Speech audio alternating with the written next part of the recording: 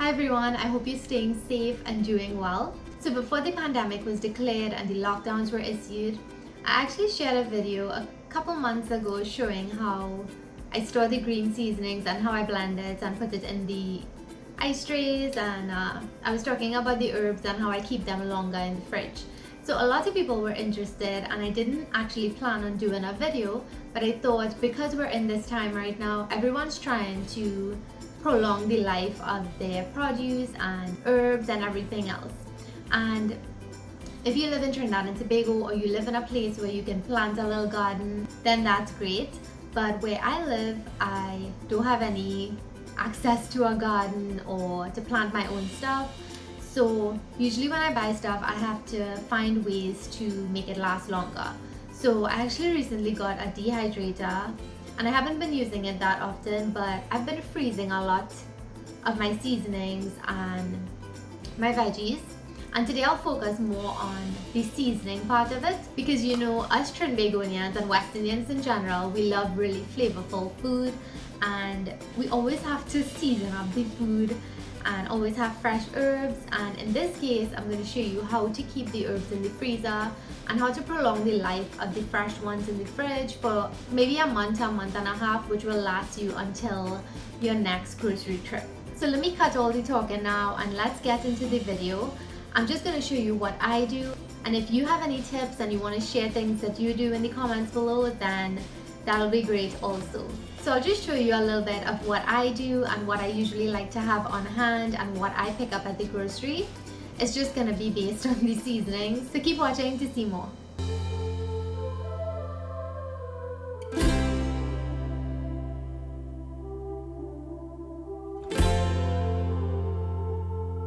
Once I get home from the grocery or the market, the first step is to disinfect and wash everything. I usually fill up the sink or basin with about 4 cups of water to 1 cup of white vinegar. And this is something I usually do even before the pandemic. I'm just more meticulous about it now. Ever since I was a child, I had this fear of market germs after hearing a crazy story of market creatures that come out in the night. Use a vegetable brush to scrub the fruits and the veggies and soak them in some vinegar and water for about 5 to 10 minutes. For the herbs, I actually wash it until the water runs clear, and then I add the vinegar in the last wash.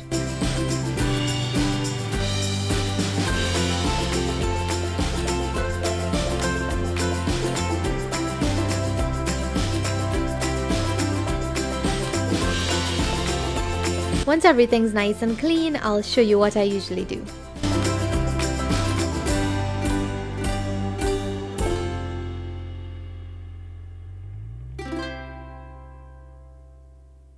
Here I have some cilantro, some really nice looking Bandhania, shadow benny or Culantro, and they're similar to the ones grown in Trinbago. They're so potent.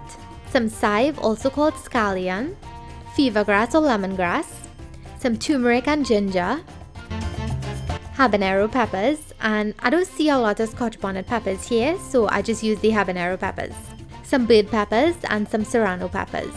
So I actually use the serrano peppers to replace the pimento peppers because they have a great balance of heat and flavor, and they go so well in our West Indian dishes. I also have some thyme and bay leaves, and another important ingredient is some curry or carapile leaves. But this time I didn't get any in the grocery, so I couldn't show you. But if you have some carapile leaves, you can wrap it in some damp paper towels and store it in the fridge, or you can freeze it, make sure it's dry completely, then you put it into a resealable bag and freeze it. And it should last you about 6 months. You can dehydrate it, or you can put it in your jar of curry powder. It actually dries in there and it stays nice and green, and it also flavors the curry.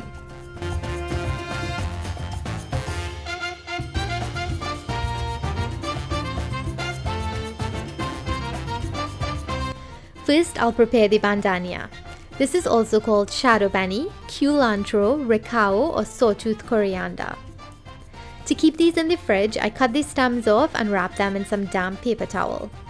Ensure that the towel is wet but not dripping with water. Remember Goldilocks? Well, you want the conditions to be just right, not too wet and not too dry. Wrap up the herbs and place them into a resealable bag. While it's in the fridge, check it often to make sure that the paper towels aren't drying out, and if they are, just sprinkle some water on them. If you keep these in your crisper drawers, they'll last about 3 weeks to a month without going black.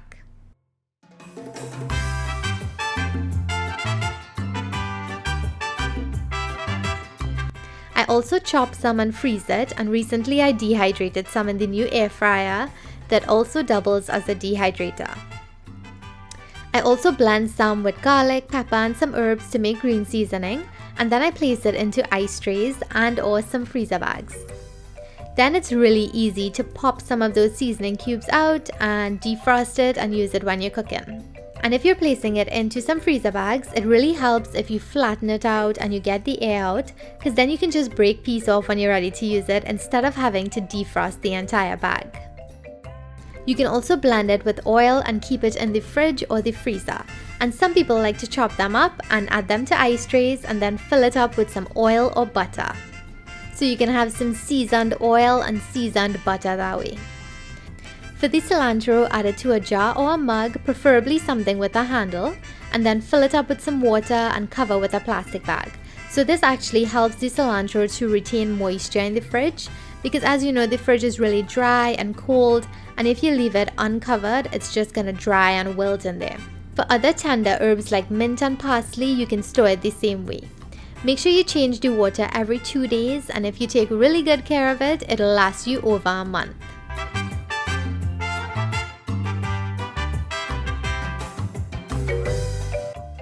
I also chop cilantro and freeze it, similar to how I do the bandhania.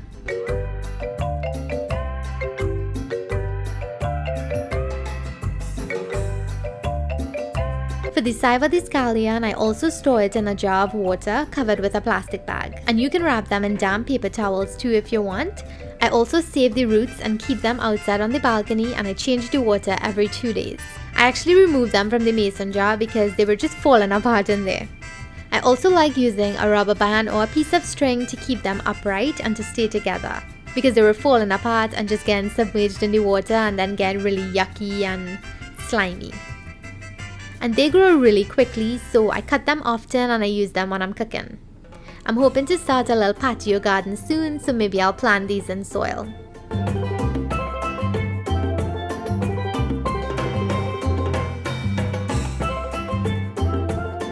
For hot peppers, I freeze some, and I also like to keep some in the fridge. Just ensure that it's thoroughly dried and then place them into resealable bags and into the freezer or the fridge drawers.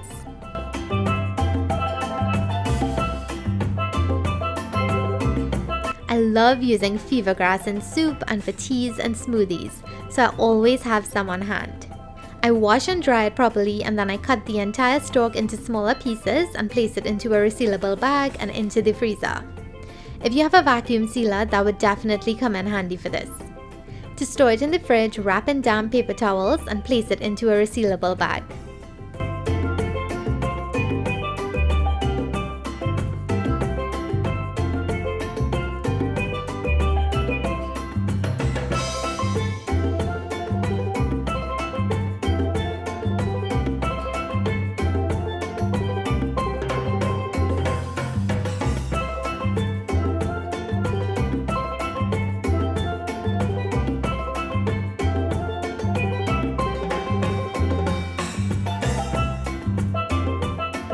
For thyme and other woody herbs like rosemary, oregano and sage, I also use a damp paper towel. Ensure that the thyme is washed and dried, and then wrap it in some damp paper towel and place it back into its container, and make sure the container is washed properly too. Do the same with bay leaves and curry leaves. To freeze these, ensure that they're completely dry and then place them into resealable bags.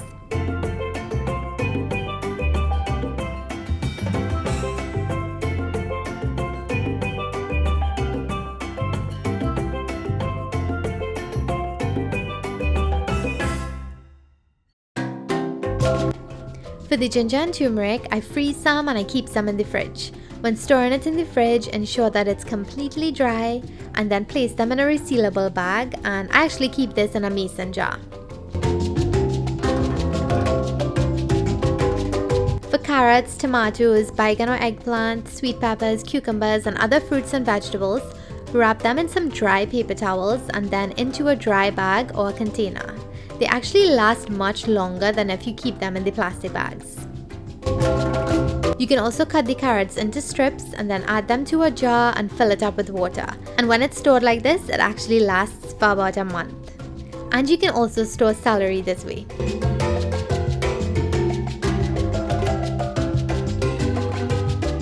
You can roast tomatoes and baigans, so when you want to make choka, you just have to defrost it and add the other ingredients. I also like making soup packs with all the soup provisions peeled and ready for the pot. I freeze corn, pumpkin, and sometimes I buy frozen okras or I freeze the fresh ones that I buy. And when I freeze spinach or dasheen bush, I blanch it or steam it first, and when you do that, it actually keeps that bright green color for a longer time. I store garlic, onion, potatoes, and other ground provisions in a dark cupboard, and these can also be stored in the fridge drawers, but I kept it here because the fridge has all the seasonings. If you have a dehydrator, you can dehydrate your herbs, peppers, and fruits, especially those of you who have a garden and you have excess, or you can share it with your neighbors, your friends, and your family. I honestly wish I had some Julie mangoes right now so I could dehydrate it to eat it when it's not in season.